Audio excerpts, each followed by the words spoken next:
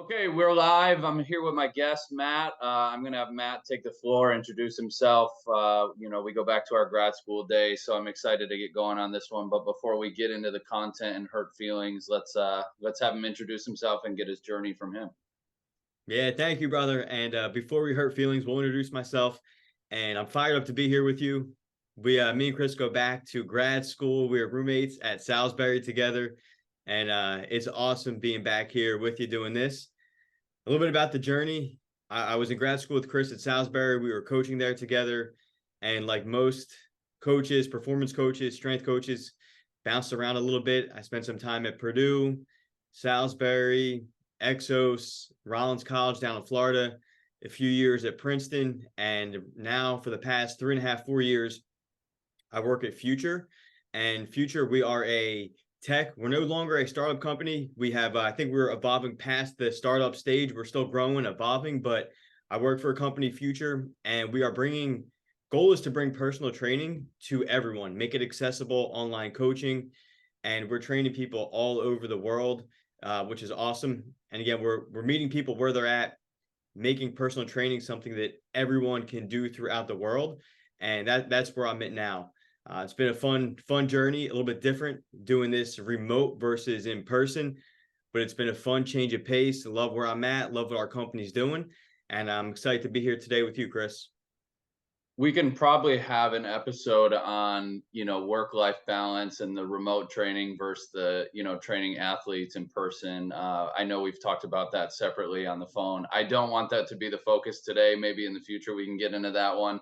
But today I want to talk about training, distance running, and strength training simultaneously. You're out there killing it, like running marathons and lifting heavy weights, being a dad, like putting into the work, into the nutrition. And it's something that I think we got along really well right away because we both take our training very seriously and we really do enjoy pushing ourselves. Also, we're Flyers fans, which helps to, Oh bond yeah. in our misery about that. But so I want to talk about that today is really like how you're going about scheduling your distance running, your strength training, your nutrition, like anything that you want to talk about. This is the only thing I really want to talk about today. So whether it's 10 minutes, an hour, I'm here to listen and, talk shop with you about that and, how you're kind of taking out two birds with one stone. Yeah, man, let's dive right into it. And I think there's a big misconception, and we all had this. I remember when we were working together in Salisbury, living together, we thought that cardio would kill all of our gains. All we wanted to do is lift heavy ass weights all day, every day. If we thought about running, we thought we'd get smaller, we'd get weaker, we'd lose everything. And something we're seeing a lot now, and I'm experiencing personally a lot, and with a lot of the people I get to work with, is it's not true. It's a big misconception. Cardio won't kill our gains. The danger is it's always in the dose, and we can definitely dive into that, about the danger of the dose, and being specific about volumes, intensities, and things like that. But I think the first thing to bring about is that a lot of our goals evolve as we age, and we might see things a bit different. And for me now, being healthy isn't just about being able to, deadlift 500 plus pounds. It's about being strong and being aerobically fit. I want to go on vacation with my family and be able to walk through Disney World without, holding everybody back. And I want to walk up the stairs, carry my daughter without needing an inhaler. And, having the aerobic capacity to do all these different things while still having strength and, being muscular. I think that's really attainable, doable, and I think optimal health in general means you need to be strong and muscular, but you also have to be aerobically fit and have a good cardiovascular system. Yeah, honestly, I don't know if it's like the strength coach perception or what of like just being a meathead, being strong, like strength fixes everything. And then like you can't go upstairs without, being exhausted. And it's like, it's very like, I think I would agree with you, right? Like the older you get, your goals change, like you kind of see the world a little differently. Like for me, taking care of my heart is like such a huge priority that like even if I do lose a little bit of strength, which really I haven't since I've started running more again, um, it's almost been the opposite. Like I feel even better health wise, and then like it helps me in my strength training. Like my numbers may be down a little bit because my training goals are a little different, and I'm Yeah. not putting all my eggs in that basket, but I feel more well rounded and healthy in the big picture, which I'm not competing in anything. So for me, I think my only competition is life and like, trying to last, trying to last. And that's like, I'm trying to be healthy as a whole. And I think taking care of your heart is probably a very big part of that, and your brain and your mental health as well. It's crazy, man. Yeah, the heart benefits, the cardiovascular benefits, and having a heart that you know works well, functions well, and you're doing things that you didn't think you could do before, or things just feel much easier because you're in better shape. Even just going back to lifting, like if you have a good aerobic system, not great, just good, a little bit above average, you're going to recover from your training so much more. And if your main goal is still, building strength, you still have a little bit of an aerobic base, a good foundation, you're going to recover from your training and be able to handle more volume. So I think even if your main focus is, lifting heavier weights and that's still the majority of your training, incorporating enough aerobic work that you can still, push that a bit, it's going to help you recover from your weight sessions. It's going to help you recover between sets, and you're going to be able to handle more volume over time. And in any life endeavor, the more you can handle, the stronger and more resilient you're going to be. So I think that's huge. And then what you said about the mental part of it, I think that's one of the coolest things. Just realizing that you can push the endurance side of things and still be strong and push that. All of a sudden, you're starting to unlock a new potential in your physical training, and then you're seeing it mentally. You're seeing it like the emotional benefits, the mental benefits of running and being outside. I think they go above and beyond, a lot of things that people even think about. But the benefits are crazy, and how we can push ourselves and what I guess what we see we're really capable of by training both. It's awesome. And as we get older, we're not in those situations as much anymore. Like we're not college athletes anymore. We're not 25 years old, trying to be the strongest and biggest person everywhere we go. And now all of a sudden we get to this point where it's like, wait, I can still push myself in this way and compete and see how far I can take things from a strength and endurance standpoint. It's a pretty cool spot to be, and a fun spot to train once you start getting used to it a little bit. Yeah, I'm curious here with like your hockey background, and I think this helped me too, is just like I feel like I built up such a crazy engine as a kid playing hockey that like I can take time off and it's still kind of there. Do you feel like you've kind of had that in the same way, and like you've built up strength for so long that like your strength's really not going to go anywhere, and even if it does, like relatively speaking, you're still like incredibly strong compared to probably the regular person, maybe even some of the people that you train, right? Like do you find that like because you've built those up over the years that like they're kind of always going to be there, and like even if you shift the goalposts a little bit for your like own thoughts of what strong is, right? Like you say I don't have to deadlift 500, but like even if you deadlift 400, like think about how many regular people, general pop are walking around like being able to deadlift 400. It's not as many as you would like conceivably think. Like that's still Yeah. really strong while also building up other aspects of your fitness. Do you know what I mean?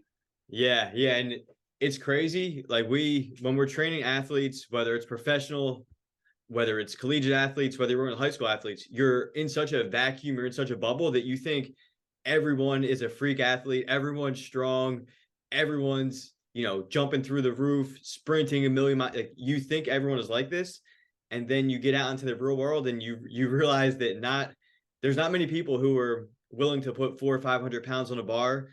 There's not many people willing to run, 15, 20, 30 miles.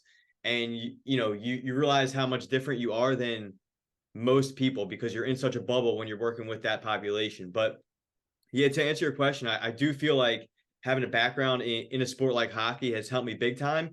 And just myself, my body acclimates well to endurance training, to anything aerobic. My body kind of eats it up, and I think I've seen more quicker aerobic gains over the past, couple years, much quicker than it took me to build strength. I think my body struggles, putting on muscle, putting on weight on the bar, and that was a much longer process than I've seen just trying to bring some of my times down in longer duration events, and even just how it felt, mentally looking at like a 20-mile run. I'm like, holy smokes, that's going to be brutal. As I train and prepare and I go tackle a 20-mile run, I'm like, damn, that was much better than I expected it to be. I mean, it was tough, it was hard, but my body just naturally gravitates towards that. So it's been fun getting back into it, having the background of playing hockey and being on teams where coaches love to dig in, sandbag and crush you in practice is, just made me feel like I can handle that type of aerobic training and those type of feelings. So yeah, the background helps. And now it's seeing how I can kind of balance the two and how I can push them together, how I can dial one back and still kind of amplify the other, and where I can get with both strength training and endurance work. So you talked earlier about like the danger being in the dough. So let's dive into that a little bit, and maybe I don't know how deep you want to go in terms of like if I was a beginner looking to run a marathon versus somebody who's a little more advanced, that might be a little bit too much. But Yeah. generally speaking, like kind of finding that sweet spot, like how do you do that with some of your clients that maybe have goals on both ends of the spectrum? Yeah, I think the first thing I like people to know and kind of dive into is that they're when people say they want to work on endurance and they want to strength train, sometimes they think they need to do both every single day. They need to hit, 10, 12, 15 workouts in a week. And, we know like that's not sustainable. That's not probably safe for most of us. And if you have a life outside of working out, like most of us do, you're not going to be able to work out, 10, 12, 15 times a week. There just isn't enough time or resources to do that. So, realizing that you don't need to do both and you could, cut that in half.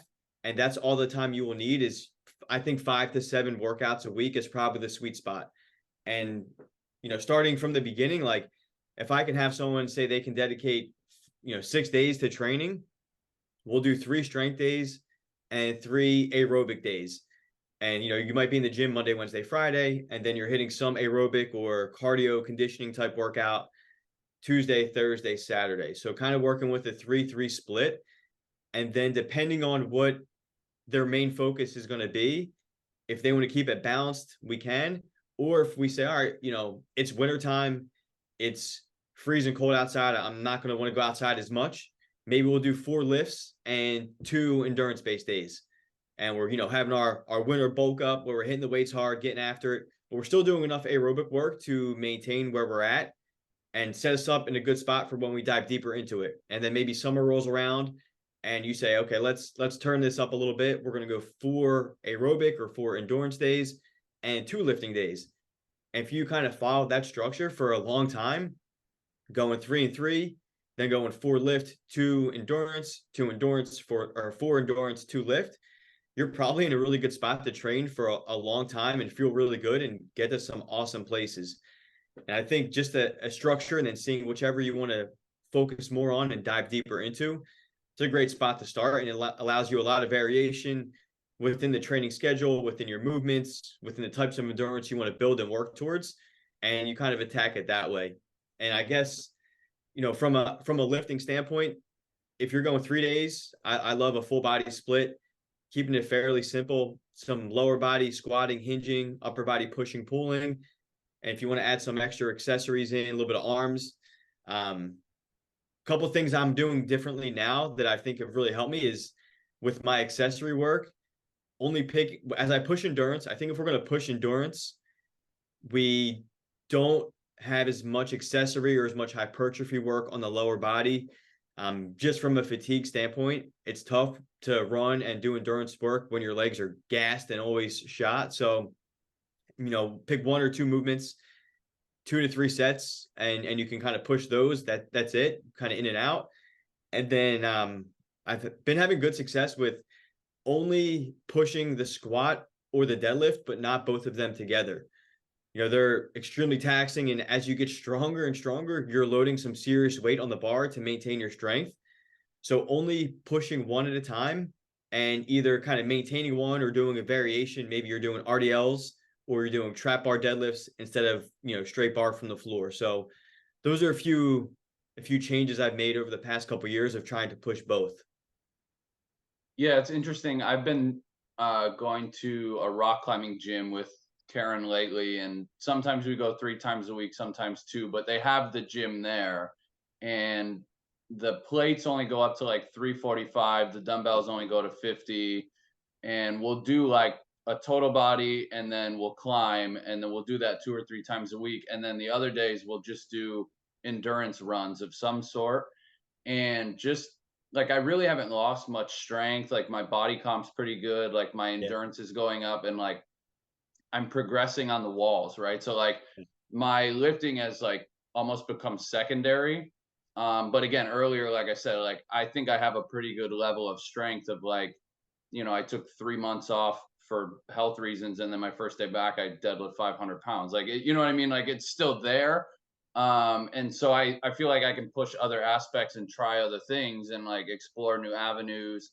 And last year she ran a half marathon, and of course she started training in the winter when it's cold Yeah. here up here in Boston. And I'm like, this isn't the best idea, but if you can do this, like let's do it. And so she was doing 3 running days and 2 lifting days with like home workouts, some body weight stuff. We have some of those like adjustable dumbbells, like very light, but she was able to progress her endurance up to running a half marathon.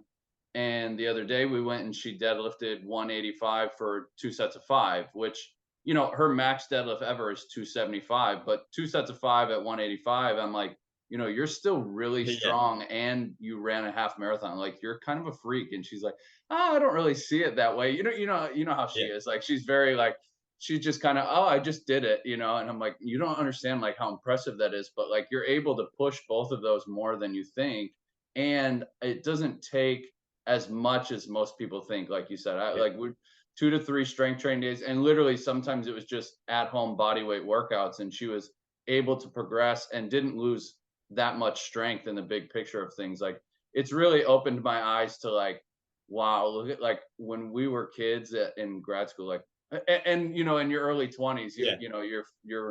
you're full of energy anyway. So it's like, I don't need to run. Like I'm good. I Yeah. just want to lift as heavy as I can while I can. But now, you get in your 30s and you're like, I don't know if I want to Zercher squat 500 anymore. Like it doesn't, Yeah. it Yeah. doesn't You feel start to good. weigh the benefit, the risk to reward a bit more now than we did. Right, and now you're a dad now. Like if you blow your back out in the gym and you can't pick your kid up, you're like, ooh, is it really Yeah. worth it? So, no, man, it's awesome. And then the other thing with all of this too is I would imagine the nutrition side is pretty important, and having that dialed in to make sure that you're not like tipping yourself over. Yeah. Yeah. Well, first off, shout out to Karen. She's a beast, She is a badass. beast. She And is. then just like you said to her, like you're a freak. You deadlifted 185 for 2x5, ran a half marathon. You also personally took 3 months off, and your first day you deadlift 500. The other week I ran a 5K and my pace was under a 6 minute per mile pace. I ran a 10-mile race the other day at a 6:20 pace, and I'm deadlifting above 400 pounds still, for a couple reps.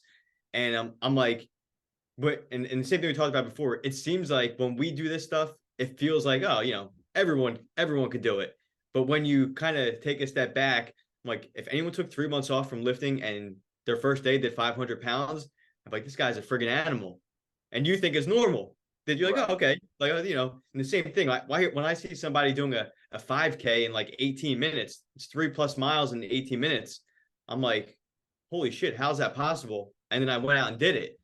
And I'm like, holy smokes, like it's pretty damn cool when you sit back and look at it through that lens and see, what we are really capable of when we sit back and put some time into it and just let it happen over time. I mean, I've only been running like this for a little bit over a year now, and I've hit some really cool numbers, things I never thought were possible. The day before I ran a half marathon, I deadlifted over 500.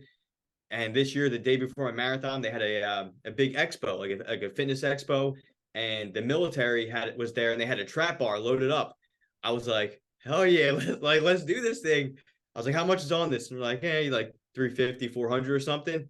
Walk up, deadlift it, hit the marathon the next day. And I'm like, it's kind of crazy that we can do this stuff when we, put the time into it, put the effort, we can do some really cool things. But to go into the nutrition, I think it's a huge part of it. Whether you're running alone, lifting alone, or doing both, it's a huge part of it. The one of the biggest things that I've had to learn is how to fuel before, during, and after runs, especially as your distance and mileage increases. That's become super important. You go for a couple long runs and you don't eat the right way before, or you don't fuel during, you're gonna run into some walls. No pun intended. You're gonna hit a wall and just totally bonk out. And this happened to me during my first half marathon. I showed up and ate a granola bar, and I thought I was good to go. And during the run, I didn't eat anything, didn't drink anything, and I was like, yeah, I'll be fine. Halfway through the race, I'm done. I'm a zombie. And the next 6, 7 miles were brutal. You live and you learn. So I think learning how to fuel properly before runs, during, and after, it's been huge. And I will say, like, keeping protein around a gram per pound. We probably, most of us in the strength field have heard that, know it, have done it. Keeps things simple. And then eating higher carb. The more endurance work I'm doing, while still hitting the gym, hitting the weights pretty hard, I'm just ramping up carbs more and more, and eating about 25-ish% of my daily calories coming from fats, and trying to eat healthy as much as you can. But one good thing about all this endurance work, you can kind of eat whatever you want in any amount, and you're probably going to be fine.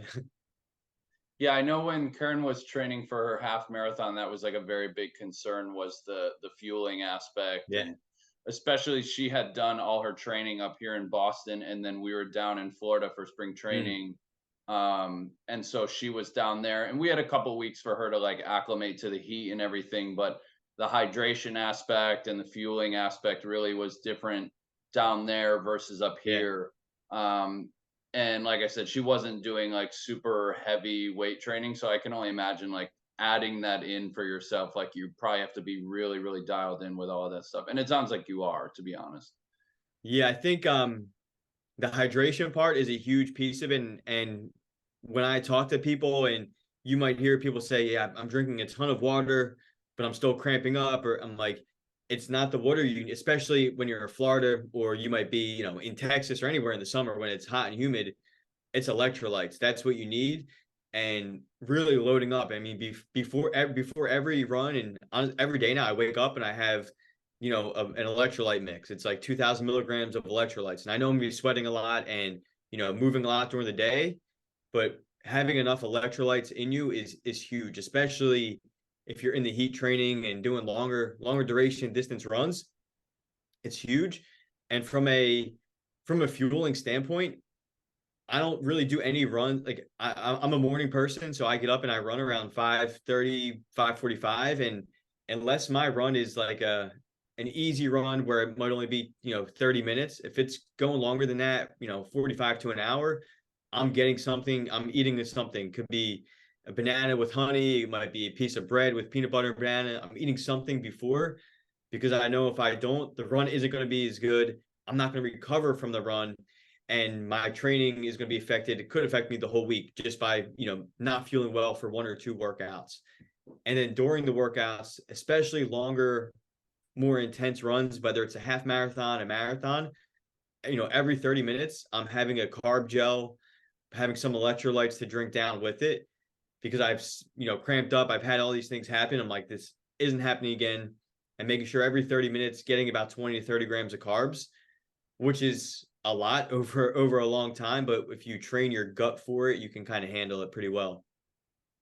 Yeah, like I said, it's been really fun to just watch you like progress, and just watch you from afar, like just building it up to being an absolute beast. And like, even when we were in grad school, I think you were deadlifting like almost triple body weight or something stupid. It was like ridiculous. And just seeing you like do all of this and be a dad, and like your wife also trains like a beast. I see her on there all the time. Like, it just seems like we can do more. You just have to be willing to like put in the effort and like be disciplined with your choices and you know, it's just a matter of like, do you want to make these sacrifices to make these gains or not? And I think sometimes it's easier to just say like, oh, just be strong and you're fine, because Mm, you know that extra discipline to actually go out and run. And I mean, that's a lot of the thing yeah, is like field sports tracks, like you have to run, right? Like if yeah, nothing else, like you're gonna be on your feet for hours. Like yeah. if nothing else, you have to be able to run and be in shape. And you know, like you said, I think a lot of athletes that we work with are kind of freaks anyways, and Mhm. most of them are like in that age range where like if you told them to go run a half marathon, they could wake up, tie their shoes, and go run one. So it's like not that Yep. important to them. But like as we get older, and then I'm sure now that you're with Future and you're working with more general population people, like you're seeing the value of one, like having extra cardio aerobic work, and two, like the fact that you can kind of balance both of those and create a more well-rounded life, so to speak. Yeah. Am I right in thinking that? You're right in all of it. And I remember working at Princeton, and I remember athletes would legit say, "Oh yeah, I'm gonna." And at the time, I wasn't into running or endurance work really at all. And they would, it would be their off season, and they'd walk in and be like, "Oh yeah, I'm running a half marathon this weekend." And I'm like, "You're running a half marathon?" And they're like, "Yeah, I just signed up. Me and a couple of guys are gonna do it." I'm thinking like this is some to me it sounds outlandish, but like you said, we're in this bubble where a lot of the athletes are, they're freaks or 17, 18, 19, 20 years old, and you can wake up on a Saturday morning, tie your shoes and go run 13 miles no problem. And it's crazy, man. And as we get older, you do see the evolution, and you realize personally how important it is. And appreciate you saying my wife is a beast. She is, man. She gets after it. That's part of the reason why I got to stay strong and in shape to keep up with her, man. She's a beast. And I think part of it, and we see this now, we want to be as present and as capable as we can for as long as possible. And if we aren't in shape when we're thinking about like being 40, 50, 60, 70 years old, and our fitness just continues to decline because we don't take care of it from an aerobic standpoint, we're not going to be able to do the things that we really want to do. And it could be something as simple as getting up and down off the floor with our baby. It could be being able to walk with her when she's graduating, and doing these things when she's older. If we don't take care of this stuff now, I'm not gonna start running when I'm 50 or 60. So right now I'm like, hey, I got 20, 30 years to really build a huge aerobic system and be as fit as possible for those times as we get older. And I think something that I told myself when I first started running, and a lot of people, especially in the strength world, they'll say two things: I'm not a runner and I'm not fast. And I think like just saying that, it holds us all back. And everyone is a runner. All you got to do is put your shoes on and go for a run. You're a runner. Everyone is a different speed, a different degree of fast. There are some people who see me run and they think I'm super fast. And that same person, someone is looking at them and saying, man, I wish I could be as fast as them. So whether you're running 10-minute miles, 8-minute miles, 5-minute miles, you're still fast for where you are, and you can always get faster from where you are. So I think those two thoughts, saying, I'm not a runner, or cardio is not for me, and I'm not fast, or I'm slow, it holds people back. And it's almost like, at least for me, it was like a safety net. By me saying I'm not a runner, by me saying I'm not fast, it was an excuse to not run and to not run fast. And once I started saying, I'm a runner. Even now, it's hard to say I'm a runner, but like saying I'm a runner, I'm a lifter, I can do both. I think just saying those words and getting it in your mind that you can do this and you are fast, it unlocks just a new level of where you can get to. I think the discipline, it any part of fitness, training, nutrition. If you want to improve your health, your health span, it's going to take discipline. It's going to take making some choices that you might not always want to make, but it's worth it to live a healthy life and to be strong and fit and capable.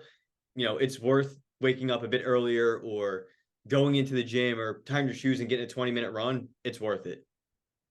Yeah, and I feel like you're setting the example for your child and any other future children that you two have of, we live this healthy lifestyle, we eat this healthy food, we really do take care of our bodies. Like, you would hope that that gets passed down to your kids. When I started working out as a kid, like, my dad started working out. My mom would take me to the gym before school every day, but before I could drive a car. And like, it was just this thing that kind of became all encompassing in our family, right? And it's, you know, it's good to take care of yourself. And like you said, you have like a 20-year plan of like, when I'm in my 50s, like, I still want to be able to, be functional and do this and do that. And like, it for me, like, when people say I'm not a runner, I'm not fast, like, if you don't start, you'll never get faster. But if you start, eventually you have to get faster. Like, nobody's gonna get slower in their training if they're consistent, if they're Yep. disciplined, if they make the right choices. Like, and like you said, even if you're a 12-minute mile, eventually you're gonna start building that faster and building that faster. And then before you know it, it's like I said with Karen, is like, I can very specifically remember the first time we went out and ran, we ran a mile and like, I blew her away and she had to like stop. And, Yeah. like, a month or 2 months later, she's running like 5 miles every weekend. And I'm like, I'm jealous of you. Like, I'm Yeah. inspired by what you're doing. And then she runs a half marathon and I'm like, you don't realize, like, I could probably tie the shoes on and like grit it out, you know what I Yeah. mean? But like, it takes some serious commitment to Yeah. run that far. And she's like, "You think I can do a full marathon?" I'm like, "Absolutely. You're already halfway there. You just have to commit to it." So it's like, I think with anything fitness wise, and that's the other side of that is like, if you want to build incredible amounts of strength, like, it's going to take discipline. It's going to take Yeah. commitment, even if you don't do the running or whatever. Yep. But the concept of like, most of us are not professional athletes. Most Yeah. of us are just trying to live a good, healthy life. You have to take care of your heart. You have to take care of your aerobic system. You have to do something to get your heart Yeah. going and take care of it. You don't want it to be too late and then try to, backtrack. You want to be ahead of it, be proactive instead of reactive. So, Yeah. um, I love watching it, man. I really do, and I love that you're kind of, sticking it to the man a little bit, and like, hey, I'm stronger than you, and I run further than you. We talked when we were on the phone. We talked about the guy in the Chicago Marathon, right? Is that where it was, Chicago? Yeah. And like, his splits were like insane, and like, most people can't even get up to that speed that he Yep. was averaging for 2 hours over an entire marathon. Like, it's just an amazing feat of of human ability. It's unbelievable. Yeah, it is, man. I mean, he ran the marathon a little bit over, just over a few seconds over 2 hours. It was a 4:26 per mile pace, 4 minutes and 26 seconds per mile for 26 plus miles. It's like insane to think about. And then like you said, man, it takes the commitment, it takes the time, but honestly, if you just start from square one and you run 3 times a week for 10 minutes, like that's great. That's a great place to start. And you add, 2 minutes. Next week you do 12. The next week you might be able to do 15. And within a month, you're running for over an hour in a week. And then all of a sudden now you can do 30-minute runs. And I think you get to a point where you can hit 30-minute runs, then you might be able to start doing a little more speed work, some intervals, maybe pushing that third day a bit longer. And it just starts with giving yourself a chance, taking the first step, lacing up the shoes and going. And I think if you can give yourself the chance to start running or any endurance type event, endurance activity, cycling, biking, rowing, swimming, whatever it is, just start and see what it turns into for you, and how much better you feel. I mean, I've seen my resting heart rate dip into the 30s since I've started this, which is crazy. It was in the high 50s, which is really good. It was in a really good spot. But to see it drop about 20 beats into the 30s, I was blown away. I was like, all right, I'll start running and it's maybe get into the low 50s, maybe mid 40s. I saw a 30, there's like 36. Then I saw 35. And then depending on what my training is like, it's in that range, which is insane. But yeah, I think just being committed to it, giving it a chance and sticking with it over a period of time, and you're going to achieve some pretty cool things from the strength and the endurance standpoint and feel really good. And I think you mentally, physically, emotionally, you benefit from all that kind of work. Yeah, that was what I was gonna say, in terms of like the emotional and the mental side of things. Is like once you just make the commitment to go and you get over that hump of like, I'm not a runner, I'm not fast, and like you start getting into it, all of a sudden it like becomes therapeutic, and then you Yeah. like see the results, and then you see your heart rate improving, and then you like feel better and you look better, and then all of a sudden it's like almost addicting, and you're like, I want to go Yeah. for a run, I want to go for a run, I want to go a little further, I want to go. And that's exactly what I had with Karen. Is like Mhm. at the beginning she was really struggling, and then once she got over that hump and hit like her first 3 mile run or whatever, Yeah. she was like, I want to go for a run today. I want to go for a run today. I'm like, Yeah. listen, I actually can't keep up with you. Like Yeah. you're you're blowing me away here. Like you're gonna have to go on your own. And then it became kind of her thing, of like, I'm gonna take an hour and this is just me time, and put my headphones in. I have my Mhm. playlist. I'm gonna go for a run. I'm gonna, just let my thoughts flow. And then before you know it, you're an hour in and you're like, Yeah. I feel really accomplished with what I did. She's a badass, man. She's a beast. I love it. Yeah. But man, like, there's a reason we've all heard it before. We probably said it before. I'm gonna go run and clear my head. I'm gonna go out for a run so I can clear my thoughts. It's so there's something about it. I don't know what it is. I don't know. I'm sure there's a ton of science behind it about being outside, being with your thoughts and physically moving. But when you're out there and you're running, it really does clear your head, and it feels amazing. I mean, when I first started, I couldn't run without headphones, without looking at my watch, seeing how much time has gone by. And like you said, you get better at it, you get more comfortable doing it, you start seeing progress.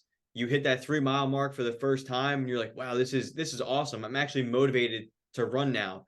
And then you start really feeling that runner's high. It's a real thing, man. Your head clears, you're with your thoughts. You start thinking of all the things you want to do, you want to accomplish. You just feel like a different person when you're out there, giving yourself that fresh air, moving your body, all the endorphins. It's amazing.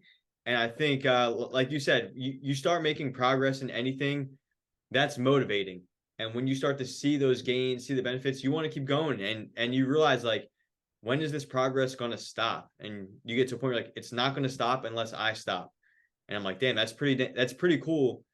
Knowing that if I keep going, what I'm doing, I'm going to keep making progress, and I don't see this kind of ever ending. Like, it just started. It's only been a year or so into it, but I'm like, man, if I do this for 3 more years, where can I be? And in the running community, the Boston Marathon being able to qualify is huge. It's a big deal, and it's a lot of times, if you can qualify, you're like, man, I've made it. And for me, I look at it and I'm like, man, I have to do a sub 3 hour marathon. That's under a 7 minute mile. I think it's like a 640 or 650 mile for 26. I'm like, that seems impossible. But if I do this for 2, 3 more years, what I thought I'm doing today, I'd never imagined. So in 2, 3 years, maybe I can do that for 26 miles. We'll see. But you keep going, you stay consistent with it, and who knows where you're at in a couple of years. It's could be a pretty damn cool spot. Yeah, it seems so daunting early on, and then, like I said, once you get over that hump, the thoughts change from like, I hate running, I don't want to Yeah. run, to like all of a sudden you're like, ooh, I could hit 10 miles, I could hit 20 miles, I could do Yeah. a marathon, I could do a good marathon, I could get to the Yep. Boston. What I mean? It's like the positive, like the train just gets rolling on the positive thoughts, and then all of a sudden it's like, you get to this really great spot mentally, you start planning ahead for the future, like you start having less of those negative thoughts when you Mhm. run, you start have, or like you can process them better, like Yeah. it's really is like very beneficial to do. And it's something that honestly, when I was a kid, playing hockey, like we talked about earlier, like we're just so used to doing that kind of stuff that my body responds really well to the endurance stuff. And I went a long time without running, and then the other day, like Karen was like, "Hey, let's go for a run," and like it's like 2 miles, which isn't a lot, but it's like I felt good, and I'm like, "Why did I stop doing this?" You know what I mean? And Yeah. then it's like, let me test my mile time, and it's like sub 7 minute mile, which for Yep. me, like, in high school, I ran a sub six at 18 years old, 185 pounds. I'm 31 and I'm like 215 now. And I'm like, 650 mile, whatever it was. I'm like, this was kind of good. And I'm like breathing hard, like my heart's pumping. I feel accomplished. I'm So like, good. I need to do more of this stuff. And it's just, it's not to take away from the strength training or anything like that. It's just, most people are not athletes. We're not freak athletes. And the thing, you can still play pickleball, you can still play Yeah. basketball, like, and you'll probably last longer than the people you're playing with because you've been doing some training, right? To like Yeah. build your heart up and take care of yourself. And then all of a sudden you look like a beast on the court and they're like, Yep. what's your secret? Like, I run distance. Like, what? You go Yeah. you go run miles? Like old school, baby. It is, man. It's old school. It does make sense. I mean, and you think about most of us these days, right?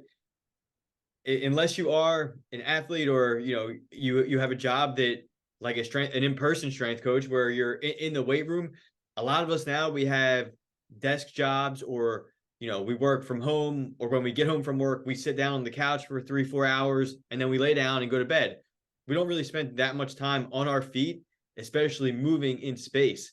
And if you are a recreational athlete, I think there's so much benefit to just being more aerobically fit. If you're playing pickleball, playing basketball, you're in this. Me and my wife, we were walking in the park the other day watching people play softball. And you think, it's a men's softball league. How much are they going to be really getting after it? You see someone 35, 40 years old trying to round the bases at full speed, but they haven't ran. It's a recipe for disaster, man. You're going to end up injured, hamstring, Achilles. Something ain't going to go well for you.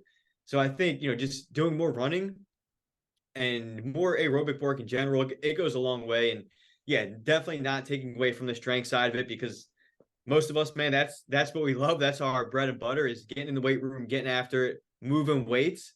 I think we all have such a great base of that already. We're strong. We've probably pushed the limits of what we can do and how far we can go. I know for me personally, like, I don't really want to deadlift more than 550, 60 pounds anymore. I'm cool where I'm at now. I don't need to squat above 400 or anything like that. That's fine.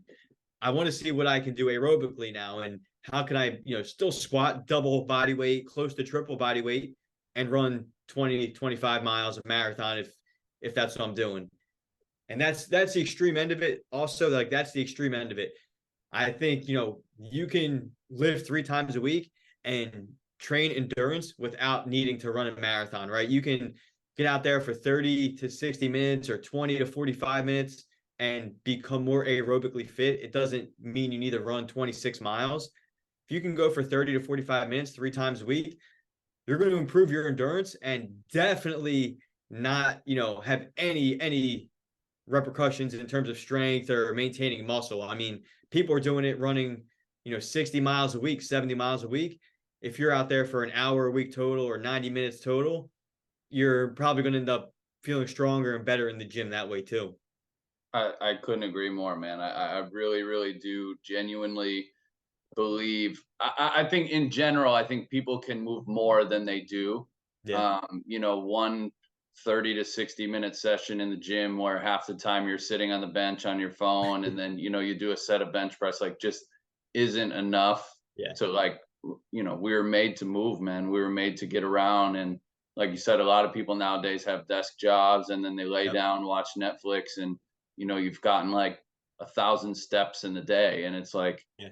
it's just not enough in general. Like, I think just moving around more, whatever it is, whether it's on the elliptical, on the bike, going for a run, playing Yeah. pickleball, swimming, lifting weights, like just being more active, I don't think really is ever a bad thing. I just don't like it. I think general fitness as a whole is really valuable for everybody, and I think it's just, there's just not enough of it in today's world.